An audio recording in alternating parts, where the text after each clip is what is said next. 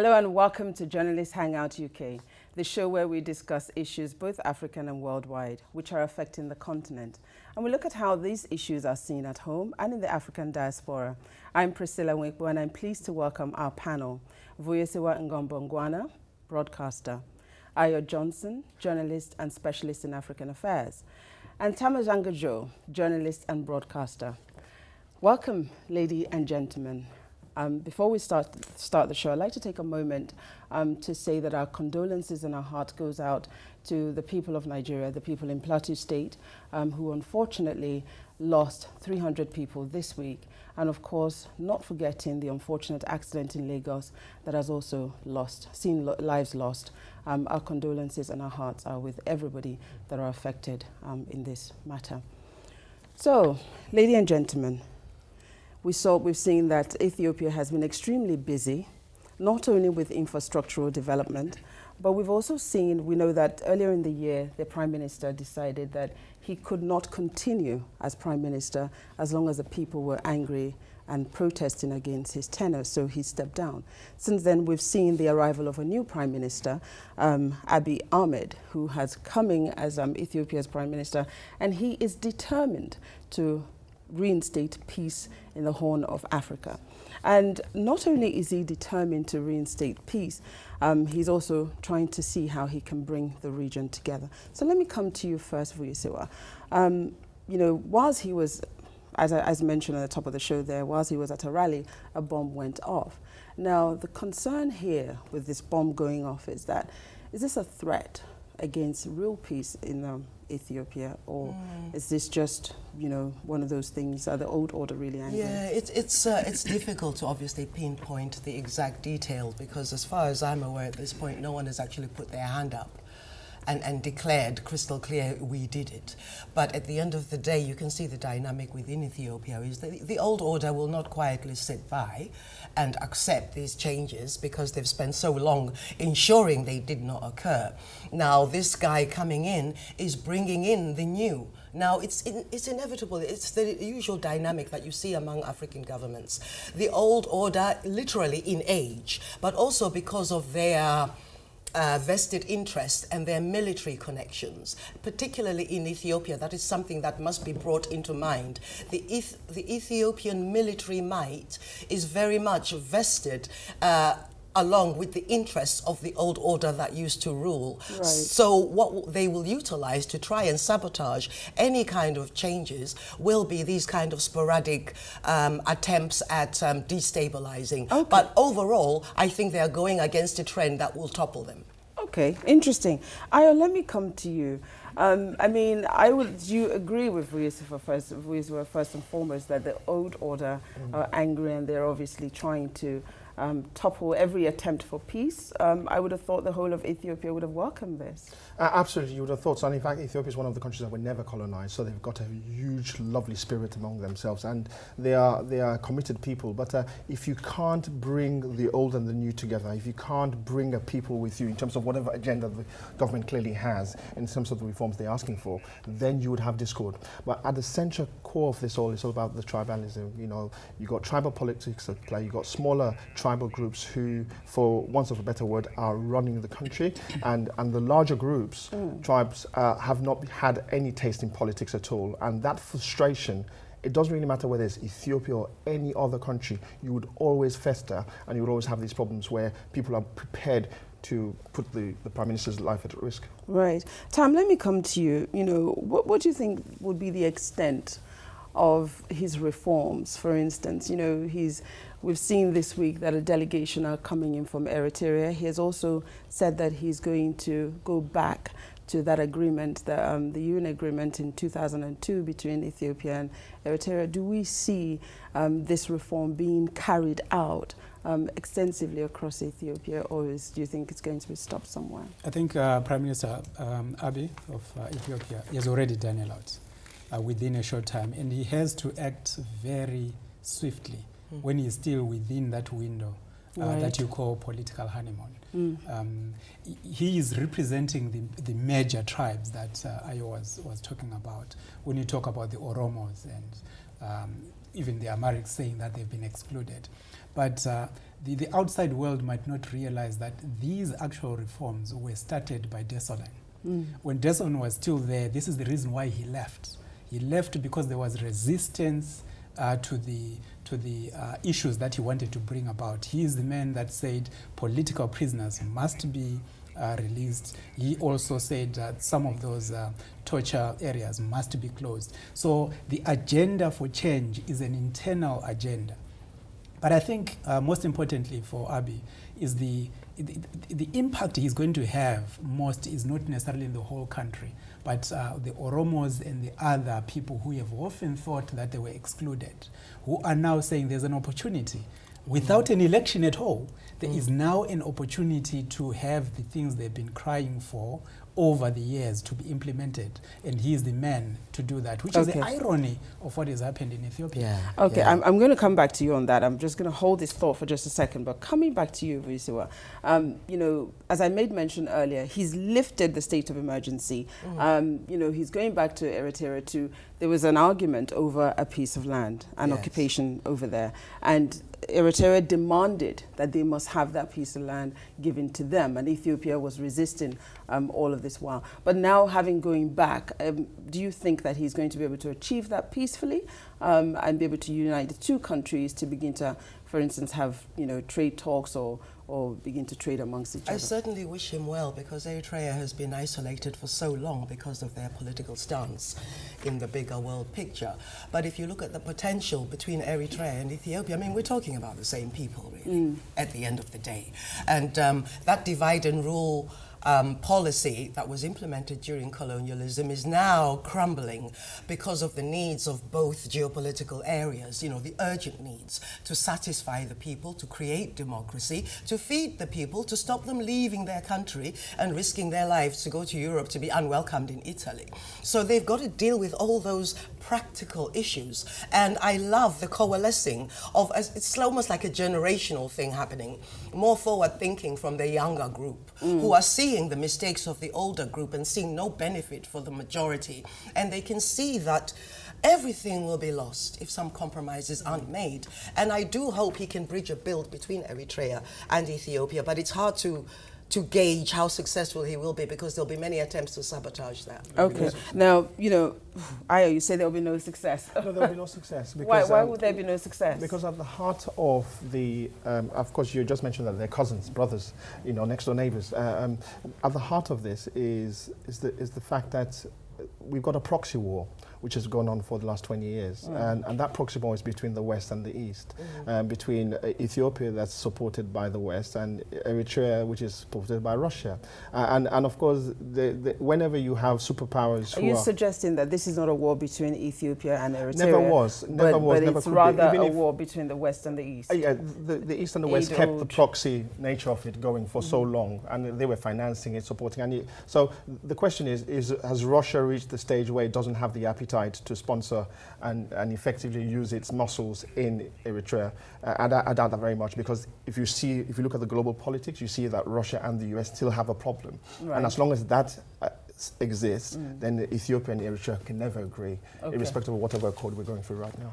Coming to you, Tam, Ayo just said it, the external factors.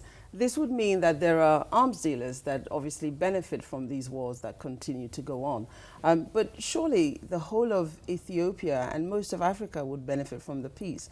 Ethiopia had made up its mind to eradicate corruption and to develop Ethiopia, and they've been doing that, growing so fast as an economy and as a country. Do you think they're going to be able to stand up against these arms dealers and the external factors that are threatening their development and growth? Ethiopia's growth has been well over, in the north of 8%. And it has been doing very well because of the connections.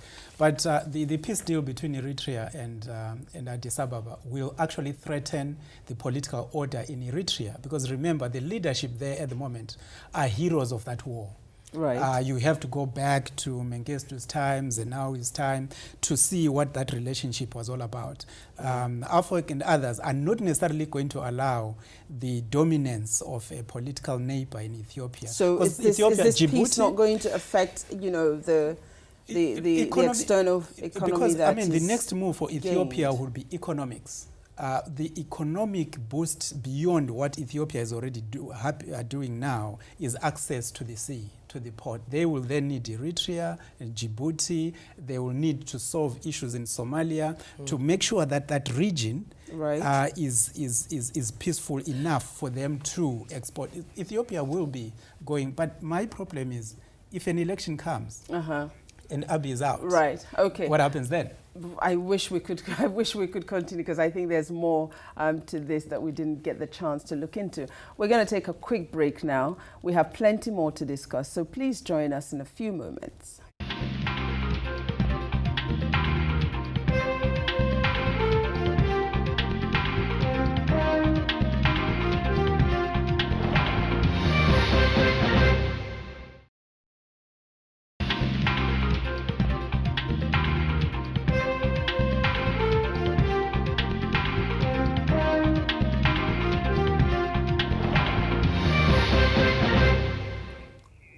Hello and welcome back to Journalist Hangout UK. I'm Priscilla Winkman and I'm pleased to welcome back our panel, Vuyesewa Mbongongwana, Ayo Johnson and Tamazanga Joe. So, ladies and gentlemen, welcome back. We're looking at the other unfortunate incident in the southern part of Africa this week, which was that a bomb went off in Zimbabwe during the rally. Mr. President wasn't hurt, but his VP, I understand, sustained an injury, and 40 other people were also affected. Now, the concern here is that, you know, this may disrupt the elections in Zimbabwe. I'm going to come to you first, Tam. Is it likely to have any effect on the July election? The concern mainly about what happened in Zimbabwe is loss of life. 2 people died. It is the first time in that region where you have an assassination attempt in a visible manner. There could have been other things happening behind the doors, or maybe plots that were that gave way to whatever intelligence would have had. But this is the first time within the region that you had that outside what happened to Laurent Kabila. Now, the biggest problem is 2 people dying in Zimbabwe is a big deal. Right. Especially given that out of all this violence that people have been talking about, the elections and all that, when you then look at what happens at rallies, the country had opened up. The opposition can have rallies whenever they want. Now, my biggest problem, and most Zimbabweans are not talking about the election is set in constitution. It can't change unless a candidate dies. If a candidate dies, it is only that part, because these are harmonized elections. Fair enough. So then what is your biggest problem, since you're not worried about it affecting the election? It is security in the country. It is the fact that Zimbabweans are peace-loving people. The fact that it also happened in Bulawayo, the capital of Matabeleland. People that love peace, and no one would have dared to say that it's got anything to do with the people who come from that region. And the president, I think, was right to condemn it, but also outrightly and immediately rule out the people of Matabeleland from being involved. That's interesting. This happened in Bulawayo. And we know that Bulawayo is a strong MDC stronghold, and MDC being the opposition. And of course, Mr. President says they are his usual enemies who are, in effect, caused this. Do you agree with that? Or do you think that the other narrative that suggests that perhaps his usual ZANU-PF may have a hand in this? Well, I'll just go slightly back. So when Mugabe was taken from power, and of course the army involved, the first predictions I made back then, I said this would be the start of a whole series of problems for Zimbabwe, with possibly coup d'etats. Never did I think about a bomb, nonetheless. But seeing that it's happened, it also tells me that once the strong man has gone, we saw that in Gaddafi with Libya, once the strong man has gone, the era of invincibility goes, and everyone thinks they have a chance at that opportunity in taking the stakes. And the bar is raised that much higher, and you would have, I think Zimbabwe is going to go through a period of instability, and of course this has happened now is a huge worry. Right. Ayo is saying that because the strong man has gone, but then, you know, the current president was part of the old order. Indeed, he was the vice president with the strong man. So will that strength not continue with him being in position? The strength can continue, but it can't in terms of the policy that was being implemented by Mugabe. That's what Mnangagwa has learnt. By being the shadow for Mugabe in the background. He has learnt and watched where Mugabe kind of lost track. He wasn't reading the room, so to speak, with regard to actually understanding what his people wanted. Right. And when he lost track, his wife and her cohorts and a younger group took over. Now, what is happening is that that group is not quietly sitting back doing nothing. And what's happening is just the dynamic that occurs when a dictatorship, let's call it what it is, you call it a strongman dictatorship. Gaddafi was a dictator. He may not have started that way, but they become that way in order to coalesce power, and they compromise democracy for national unity. And that's the balance that Mnangagwa is trying to balance. So which do you prefer, as I was asking? The one whereby you have a Gaddafi, Mugabe who's a strong man, a dictator, or a democrat like we have at the moment. The tide of history is showing us that era is going, and it's about time the younger generation caught up, and the older generation let go of the reins of power. So, Tam, you were just about to say something. Yeah, two things really. The first is that the incident is thought to have happened because President Emerson Mnangagwa had opened himself up. Anyone could approach him at any point. So he was no longer surrounding himself with a security wall because he wanted to reach out to any individual. And also there's a desperation within the people in power to make sure that the elections that are coming are as free and as fair and as credible as possible. So they are not prepared to do anything. The expectation would have been any country, if that bomb had gone off next to Her Majesty the Queen, or next to Trump, or to Theresa May, or Angela Merkel, anyway, things would have been different. But what he did is he decided not to have a security crackdown and not to impose any state emergency or anything, but just to say let it be business as usual, which is a difficult thing to do. Ayo, just from what Tam is saying there, you know, Mnangagwa wants to be able to ensure that these elections are credible and that they are fair and that he is legitimately elected as president. Is this something that you think is achievable, or is this just a dream? Fear has its own very funny ways, and I think Mnangagwa is very, very fearful. He's fearful of everybody around him, and his only way of showing some level of confidence is to say business as usual. That's a huge risk for him because the next bomb could take him out. I think understand what you're saying, but saying business as usual doesn't take away security protection. They would have done their security sweep before his arrival at wherever he's going. So I don't understand that aspect. Well, ZANU-PF, for a start, those that are in there would be saying that, why you, Mnangagwa? Why should you lead us? Why not me, or why not somebody else? And there stands the problem. When you have a strong man who said, I would be the man, a dictator, and you have other people who are now weak, I think it doesn't really matter whether the elections are held. The fact that ZANU-PF is going to win, we know the question is, what does ZANU-PF as a party want? Do they want Mnangagwa, or do they want somebody else?